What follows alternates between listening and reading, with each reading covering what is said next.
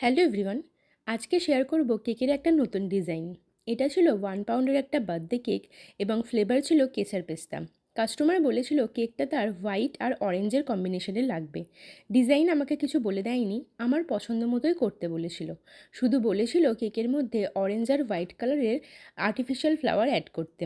এই কেকের অর্ডারটা আমার একটু আর্জেন্টই এসেছিল। যেদিন আমি এটা করছিলাম সেদিন সন্ধ্যেতেই এটা ডেলিভারি দিতে হতো, আর অর্ডারটা এসেছিল আগের দিন রাতে। তো যে দুটো ফ্লাওয়ার আমাকে অ্যাড করতে বলেছিল তার মধ্যে একটা হোয়াইট রোজ আমার কাছে ছিল, আর অরেঞ্জের ওপর একটা অন্য ফ্লাওয়ার ছিল। দুটো ফ্লাওয়ারই আমাকে কাস্টমার অ্যাড করতে বলেছিল, কিন্তু আমি তাকে সাজেস্ট করি যে কোনো একটা ফুল অ্যাড করার জন্য, কারণ দুটো বড় ফুল কেকের মধ্যে লাগালে কেকটা দেখতে খুবই বাজে লাগতো। তো সে বললো ঠিক আছে দিদি, তোমার যেটা ভালো মনে হবে সেটাই করো। দেন আমি সেই মতোই কাজ করেছিলাম।